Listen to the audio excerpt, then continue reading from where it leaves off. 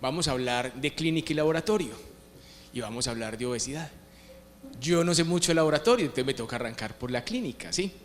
Y la clínica que tenemos hoy en día con la obesidad, podemos decir que es un problema bastante robusto.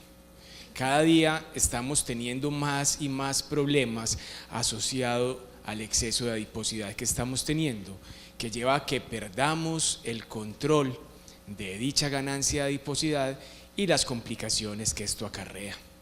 Se proyecta que para dentro de unos añitos el 20% de la humanidad va a tener obesidad. Ustedes dirán, 20% es poquito, pero eso es la humanidad. Ahí están contando a todos los países que están en este momento en hambruna, como el África, están contando un montón de situaciones diversas. Simplemente piénsenlo de esta manera.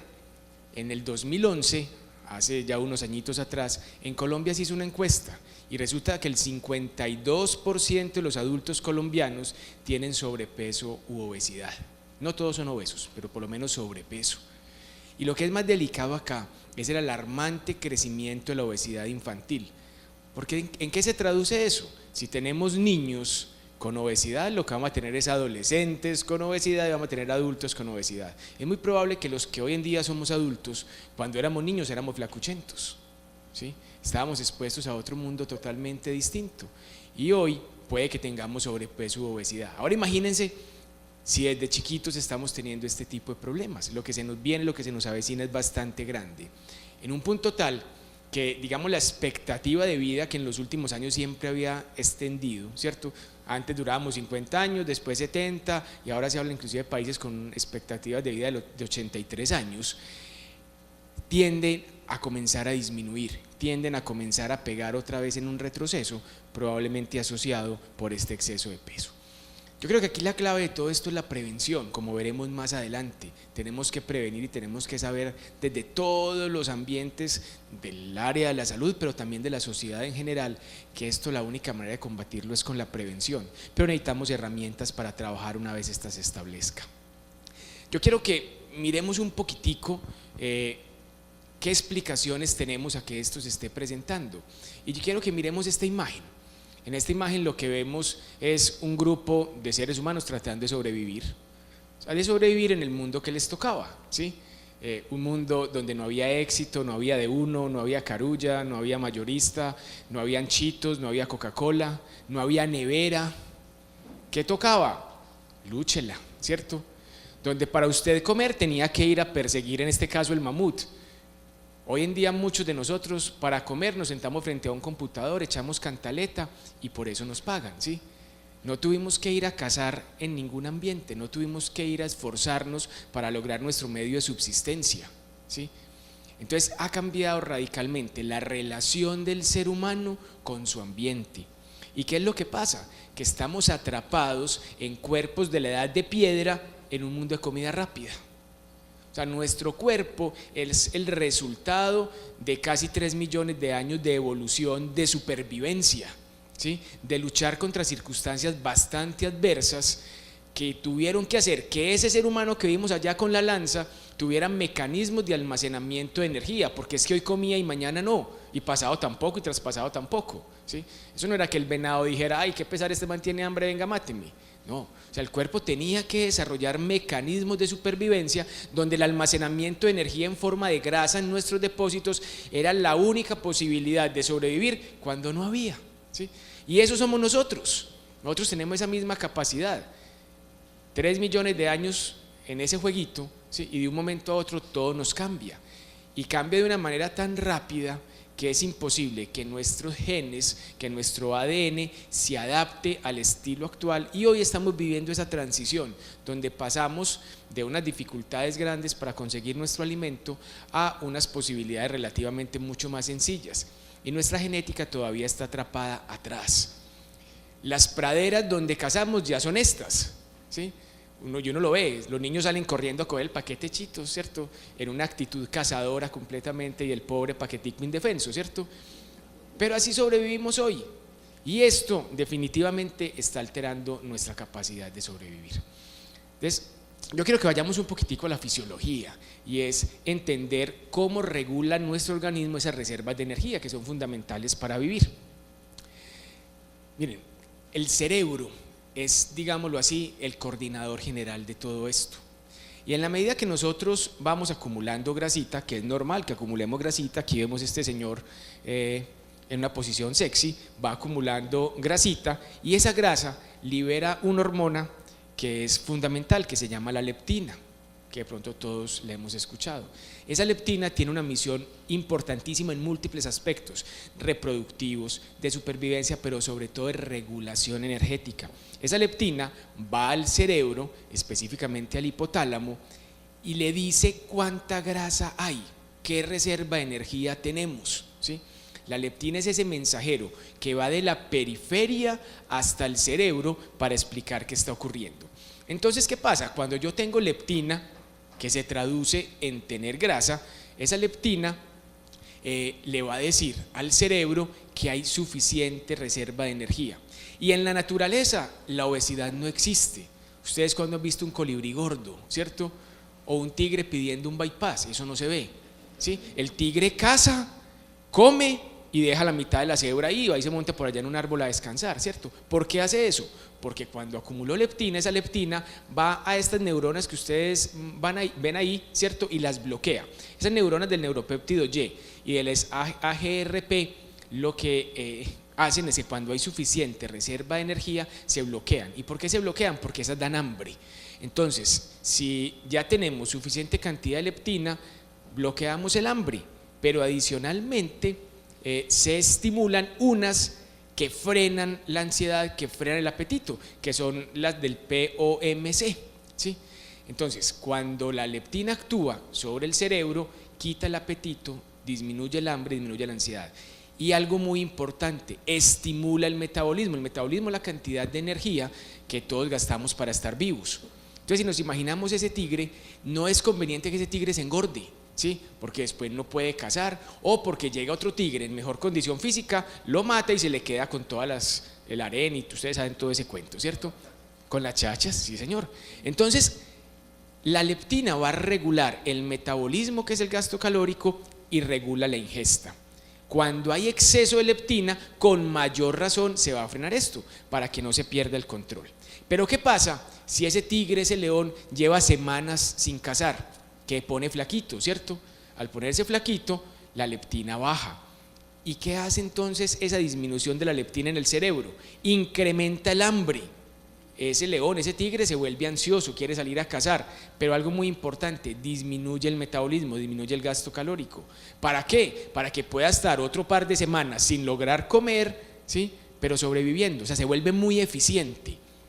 Ese papelito está a cargo nada más y nada menos que la leptina y de todas las vías cerebrales que intervienen en esto.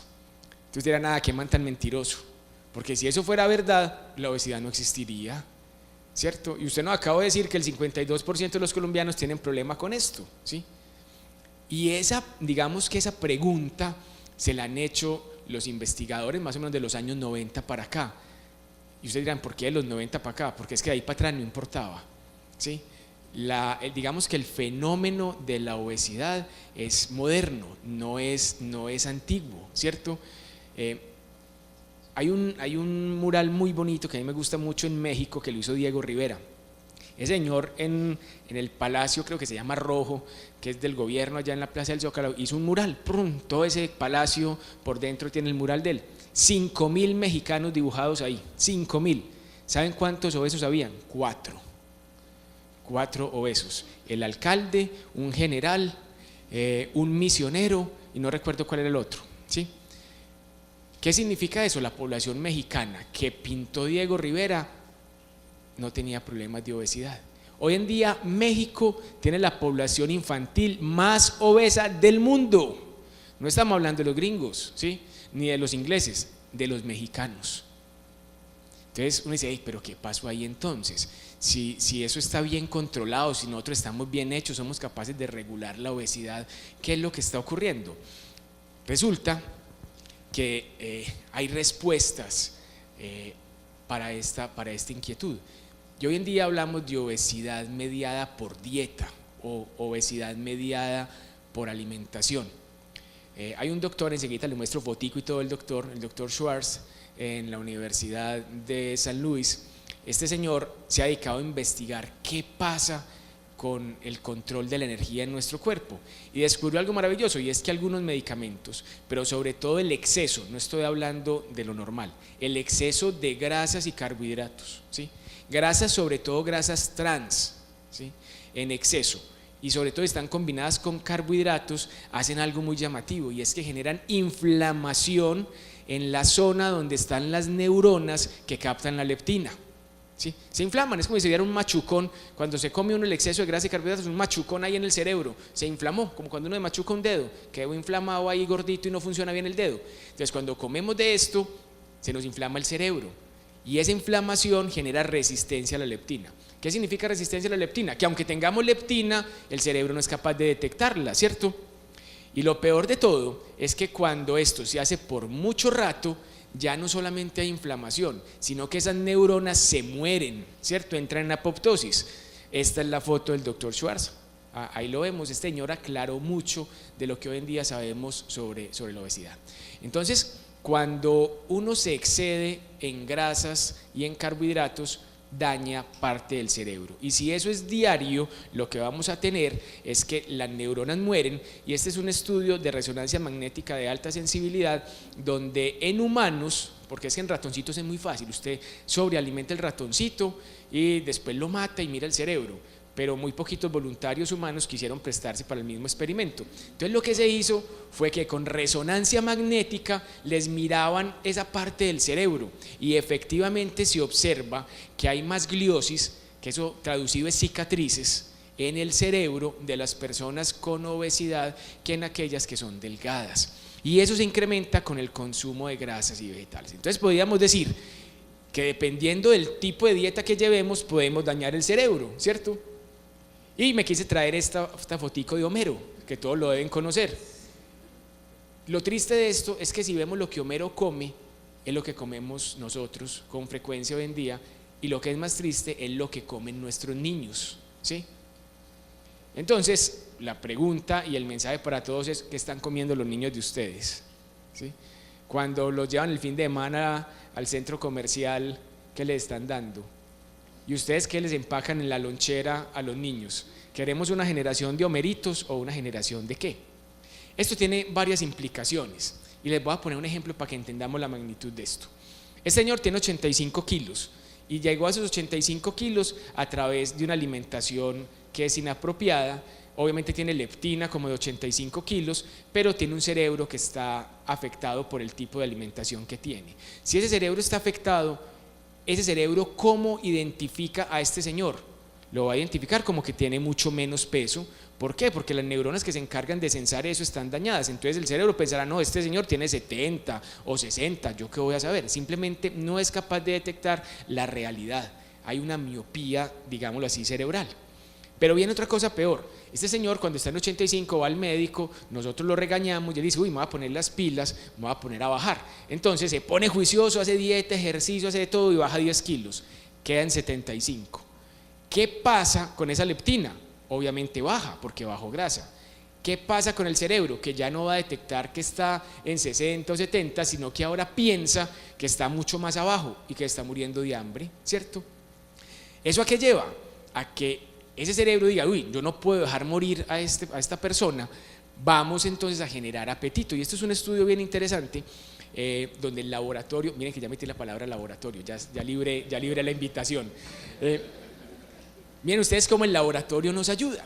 Este es un estudio australiano muy interesante, es el más leído en el año 2011, donde lo que hicieron estas personas fue coger gente exitosa en reducción de peso, que lograban perder más del 10% del peso corporal, y les midieron una serie de hormonas que representan el control del apetito, del hambre, y les hicieron mediciones clínicas de llenura, de satisfacción, de todas estas cosas que hacen relación a la comida.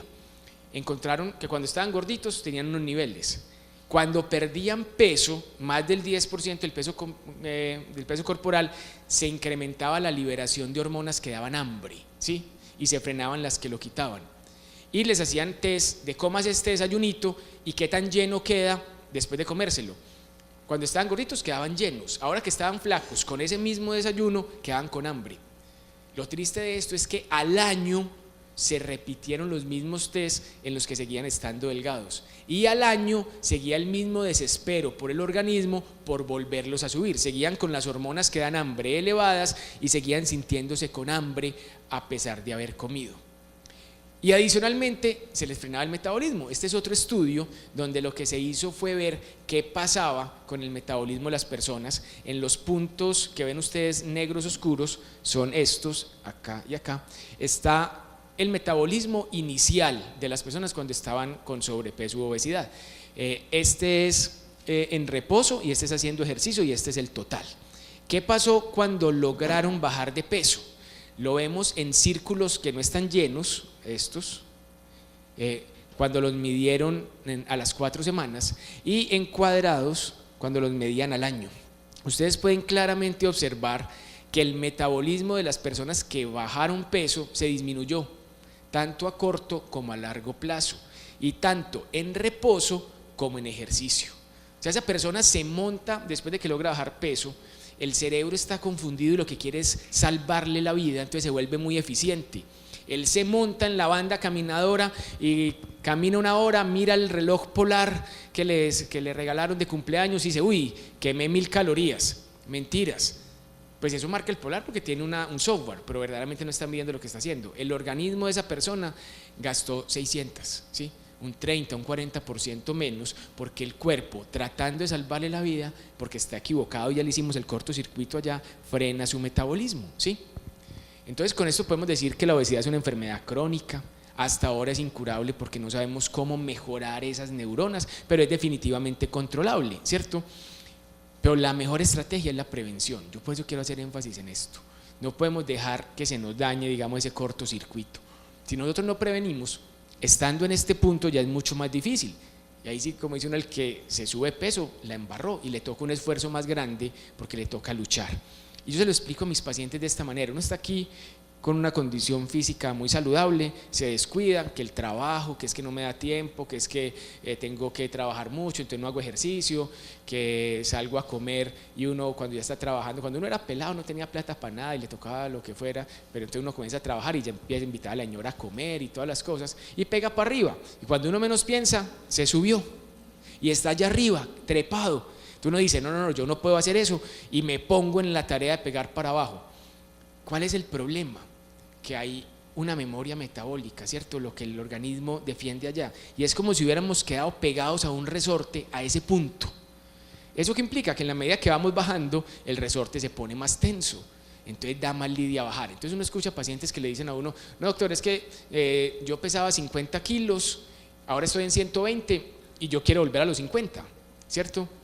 Eso es bastante difícil porque es que ese resorte cada vez va a tensarse más. Si la leptina se me va bajando y mi cerebro está descontrolado, cuando he bajado 20 kilos, así todavía tenga sobrepeso u obesidad, mi cuerpo va a entender que estamos muy abajo y va a ofrecer más resistencia. Pero eso no es lo grave de todo. ¿Saben qué es lo que me parece más grave?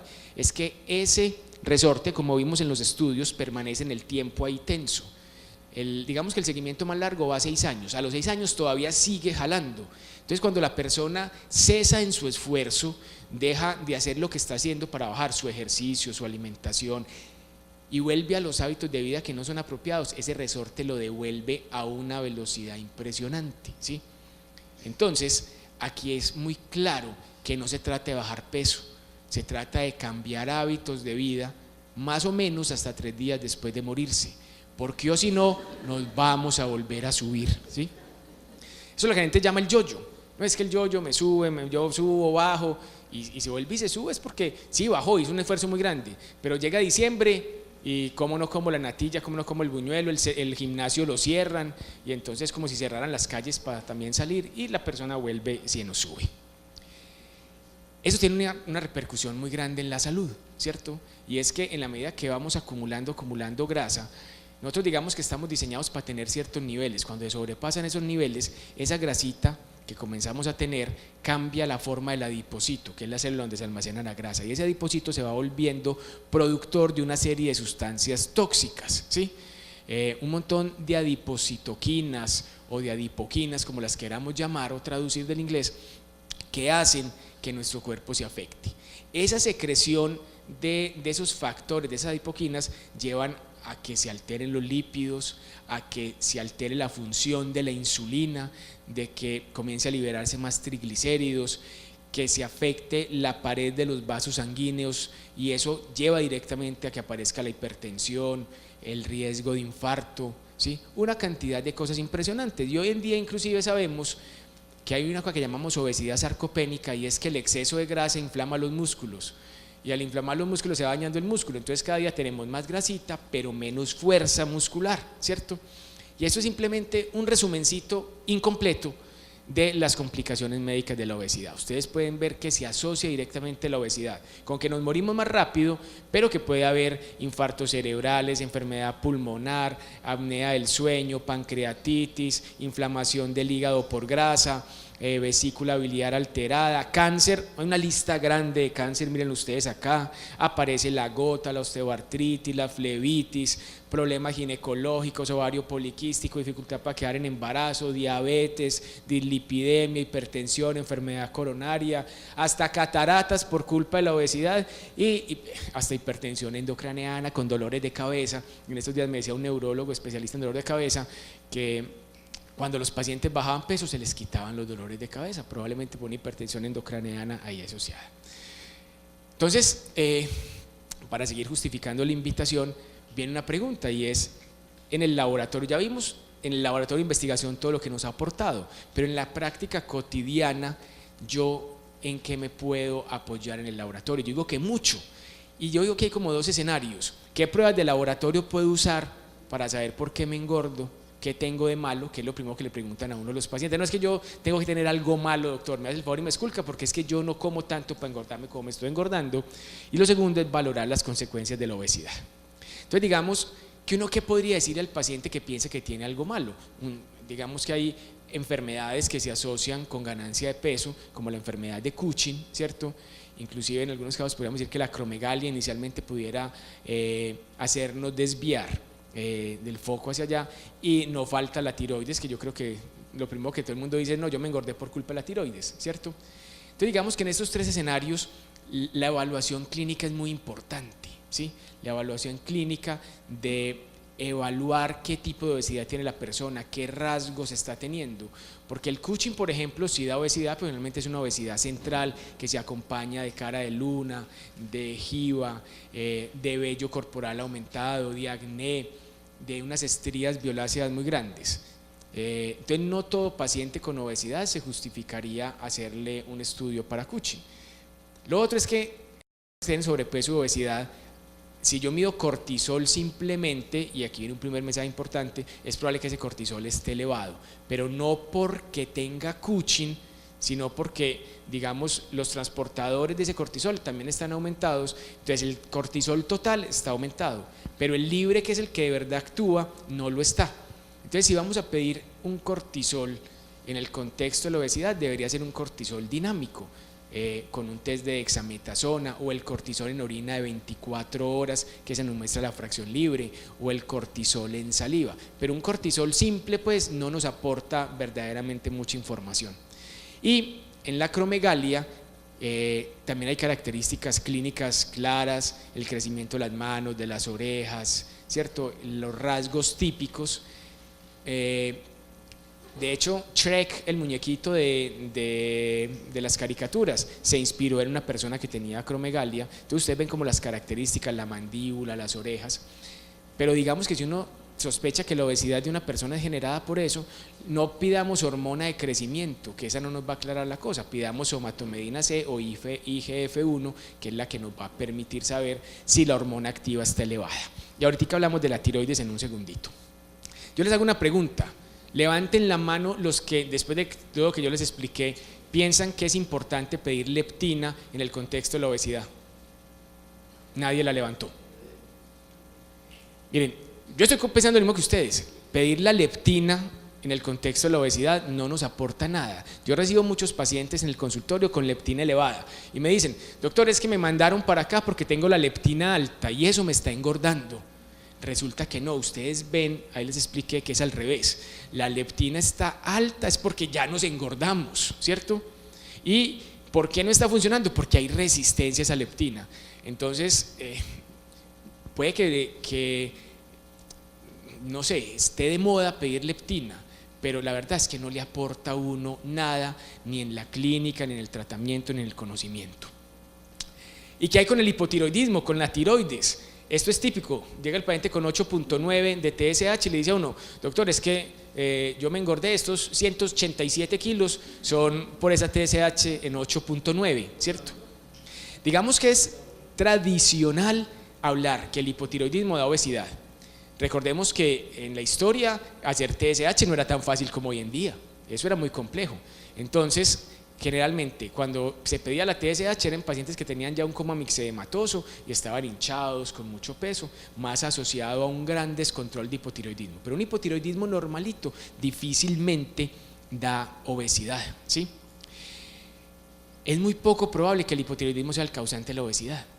Pero hay algo importante a considerar. La mayoría de los pacientes con obesidad tienen TSH por encima del límite superior de lo normal y generalmente con T4 libre, normalita. Entonces usted encuentra muy comúnmente pacientes con obesidad que están en 7, en 8, en 9 con T4 libre normal, lo que llamamos un hipotiroidismo subclínico. Esa inquietud se ha dado. ¿Será que tenemos una obesidad causada por esa TSH en 8? Y lo que se sabe hoy en día es que no, que es al revés, que eso no es lo que está causando la obesidad. La elevación leve de la TSH es causada por la obesidad misma. Parece que esa leptina elevada por tener tanta grasa estimula en el hipotálamo la producción de TRH, que a su vez libera TSH. Y eso dicen los que investigan y saben de esto, que es probablemente antes un mecanismo de defensa cuando vemos que hay tanta grasa acumulada, antes para ayudar a que bajemos. Y no hay muchos estudios que han tratado de darle tratamiento a esos pacientes a ver si bajan, y no hay beneficio de tratar con hormona tiroidea a estos pacientes, no se ha visto que disminuyan de peso. Y ya para terminar, que ya me he levantado en papelito y todo por allá, otro punto que me parece a mí más importante, porque es que si lo vemos, la mayoría de los pacientes con obesidad no se nos engordaron porque tuvieran algo malo, sino por el estilo de vida que hoy en día estamos llevando, ¿sí? Me parece más importante saber que esto genera una gran cantidad de daños y que tenemos que intervenir en forma temprana para evitar que se presenten todo ese montón de complicaciones que les mostré en una diapositiva hace un instante. Entonces hay que valorar las consecuencias de la obesidad. Hay que valorar la parte de la glicemia, y no me voy a detener ahí porque el doctor José Fernando Botero enseguidita se va a extender en ese tema, sobre cómo hacer el diagnóstico de la diabetes, prediabetes y todo esto. Pero les hago una pregunta, ¿valdrá la pena medir insulina? Levante la mano el que quiere medir insulina a todos los pacientes con obesidad. Nadie la levantó, yo generalmente no la pido tampoco. Generalmente hay resistencia a la insulina en este contexto y va a estar elevadita, pero la insulina tiene unos patrones de secreción en picos, entonces la verdad es que también puede llevarnos a confusión porque no es tan fácil aquello de hacer el OMA de una manera precisa en la práctica clínica. En laboratorio, digamos, de investigación es distinto. Hay que pedirle siempre perfil lipídico a estos pacientes y tratar de identificar a aquellos que tienen lo que llamamos un perfil lipídico heterogénico con triglicéridos elevados y HDL bajita, porque eso se asocia a, generalmente es un reflejo de que hay resistencia a la insulina, que hay síndrome metabólico y que se asocia a más riesgo de eventos cardiovasculares. En los últimos años le hemos prestado mucha atención al funcionamiento del hígado en los pacientes que tienen problemas de sobrepeso u obesidad. Hoy en día en Estados Unidos la principal causa de trasplante hepático no es la cirrosis alcohólica, ¿sí? Es la obesidad, porque hay un continuum donde el hígado primero se llena de grasa, que lo hemos visto, el hígado graso, y en toda la ecografía se lo describen a uno, hay inflamación con hepatitis, hay cirrosis por ese hígado graso no alcohólico y obviamente puede haber muerte de los pacientes. Entonces vale la pena evaluar la función hepática en los pacientes que tienen obesidad y hacerles un llamado cuando esta está alterada que se pongan las pilas. También recordemos que puede haber más incremento de cálculos en la vesícula, obstrucción de la vía biliar por esos cálculos. Entonces un perfil hepático completo es importante. Y ahí metí la ferritina. ¿Por qué la ferritina? Porque en el paciente que tiene hígado graso, esa grasa casi que rechaza, que no se mezcla, así como el agua y el aceite, no se mezcla esa grasa con el hierro.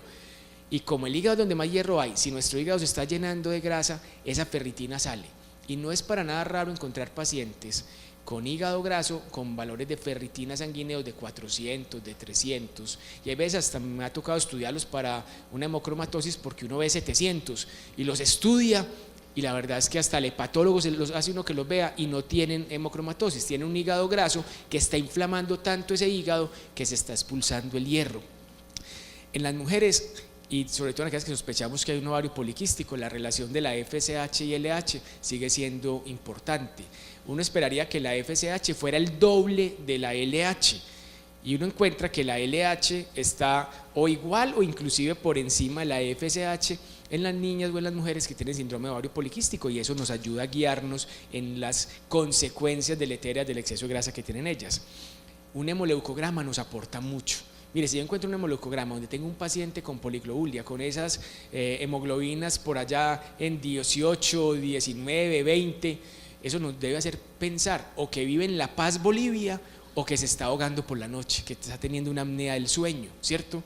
Entonces nos puede ayudar a identificar si está teniendo hipoxia en las noches. Esa apnea del sueño también causa muerte, hipertensión. Obviamente hay que medir ácido úrico, hay que medir la función renal que se puede ver afectada en la obesidad.